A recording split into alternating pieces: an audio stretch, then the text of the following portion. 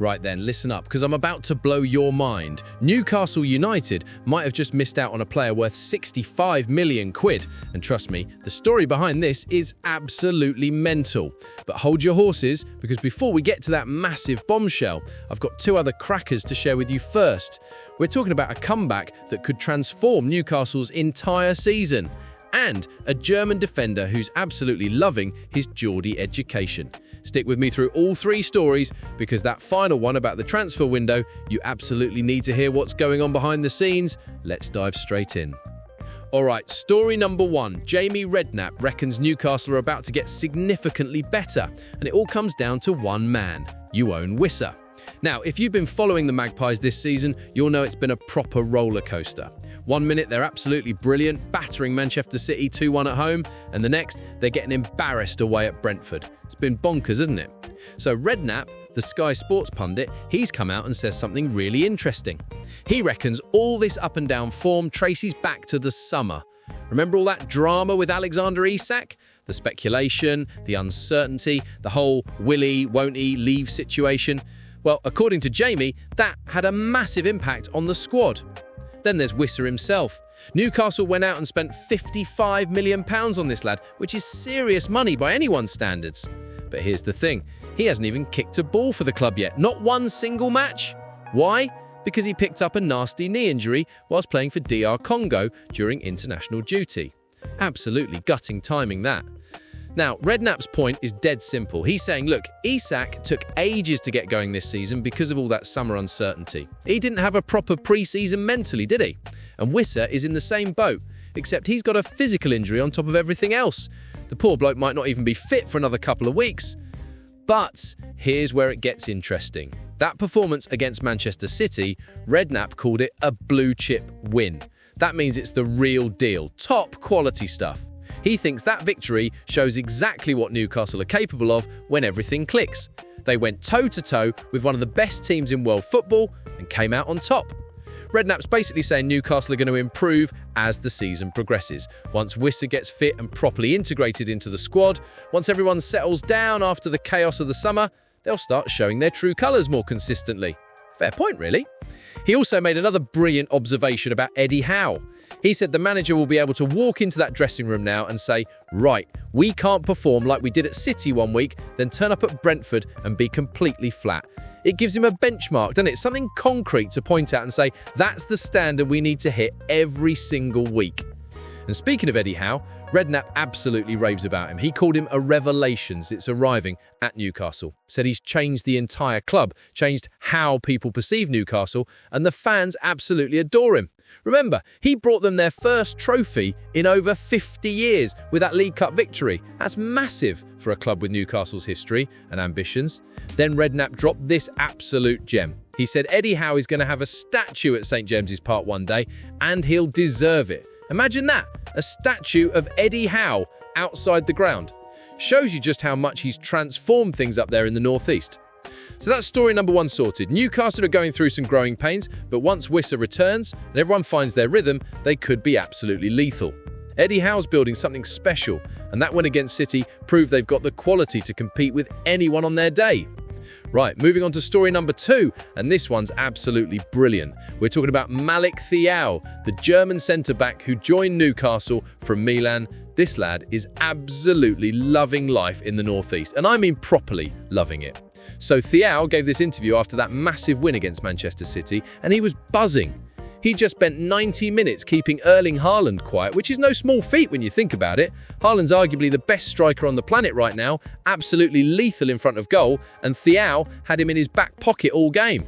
When asked about it, Thiaw was dead modest. He said, I was really happy with the performance from the team, but I did my job well. Classic defender response that, but then he admitted something quite interesting. He said that doing well against maybe the best striker in football right now gives you extra motivation and confidence. Of course it does. If you can handle Haaland, you can handle anyone. But here's where the story gets really lovely. The Newcastle fans have absolutely taken to Thiaw. They sing his name to the tune of Bella Ciao, which is this Italian folk anthem. Makes sense, doesn't it, seeing as he came from AC Milan? And when Thiaw first heard them singing for him, he said it was amazing. He still remembers that exact moment when he realised the chant was for him.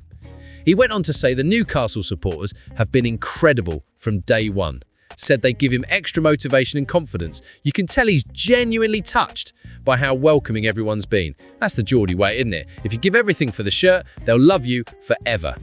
Now, when Thiaw first arrived, he admitted he was struggling a bit with the Geordie accent, which, let's be honest, is perfectly understandable. The Geordie dialect is quite unique, even by British standards, but he reckons he's getting better at understanding it now. His favourite saying, "How are the lads?" Absolutely class, that. He said when the players speak to him normally, but with that Geordie accent, it's still a bit difficult sometimes, but he's trying to learn it.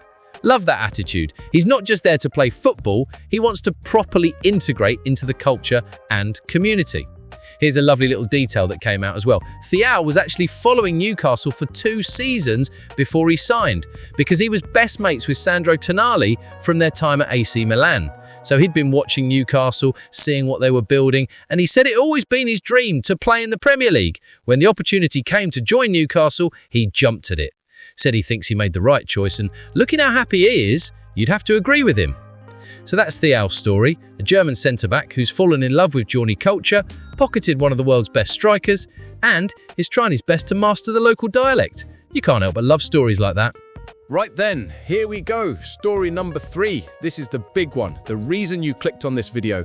Antoine Semenyo, the Bournemouth winger who's been absolutely tearing up the Premier League this season.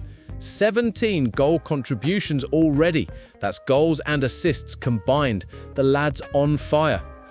Earlier this week, absolutely massive news broke. Semenyo has a £65 million release clause in his Bournemouth contract. But here's the twist. It can only be activated in the first 2 weeks of the January transfer window. That gives Bournemouth a bit of time to find a replacement if someone does trigger it. Clever bit of business from their perspective. Now, with numbers like that, you'd expect every big club to be circling, wouldn't you? Liverpool, Manchester United, Arsenal, they've all been linked. Makes sense. Quality winger, Premier League proven, still only 25 years old. He'd improve most squads in the league. But what about Newcastle? They need quality in wide positions. They've got Champions League football to offer, and they've shown they're willing to spend big money. Surely they'd be interested, right? Wrong. David Ornstein, who's basically the most reliable football journalist in Britain, came out and dropped this bombshell. He said Newcastle are not in the race for Semenyo, not even close. He's not hearing their name mentioned at all in connection with this transfer. Ornstein explained why on his podcast. Newcastle brought in Anthony Elanga to play on the right wing, and that was their priority for that position. They've still got Anthony Gordon on the left, so in terms of wide players, they're actually quite well stocked at the moment. But there's another huge factor here, money. Remember when Newcastle had to sell Yanka Baminte and Elliot Anderson? That was all about financial fair play regulations. They were right on the edge of breaking the rules, so they had to generate some income quickly. Ornstein reckons Newcastle would be absolutely gutted about having to let those two go, especially seeing how well they're doing now. Then there's the Isak situation that we talked about earlier, all that uncertainty over the summer, and Newcastle spent absolutely massive money on Yoan Wissa, £55 million. So their budget is pretty much tapped out for the time being. Ornstein's basically saying that even if Newcastle wanted Semenyo, which they apparently don't, they probably couldn't afford him anyway, without breaking financial fair play rules. £65 million is a lot of money, even for a club with Newcastle's ambitions and wealthy owners. But here's where it gets really interesting. Semenyo himself has already revealed who he supports. Last year, he came right out and said, "I am an Arsenal fan." Just put it out there, bold as brass. He said he doesn't let it conflict with his job, but he loves playing against Arsenal because they're the team he's watched all his life. Then he said something that will have Arsenal fans absolutely buzzing. He wants to play for the top clubs, and in order for that to happen, he needs to prove himself. Well, 17 goal contributions says he's doing exactly that, doesn't it? He also set out his ambitions really clearly. Said he wants to play Champions League football or Europa League at minimum. That's the aim. But he was realistic about it too. Said it's not going to happen with a click of his fingers. It'll take time, goals, and consistent performances. But he's worked all his life for that opportunity, and he's going to keep grafting. So there you have it. Newcastle aren't in for Semenyo despite him being exactly the kind of player they could use. The money's not there, the interest isn't there, and the player himself is an Arsenal fan who'd probably jump at the chance to join them if they came calling. And with Arsenal top of the league right now, you can bet they're looking at players who could help them win that title. outro. So that's your lot for today. 3 massive Newcastle stories. Yoane Rissa's return could transform their season and make them the consistent force everyone expected.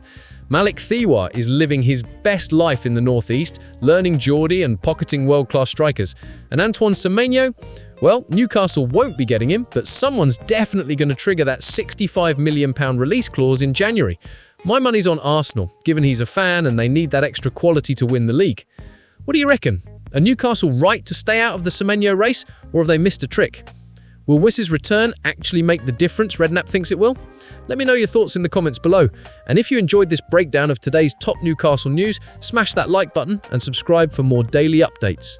Cheers for watching, and I'll catch you in the next one.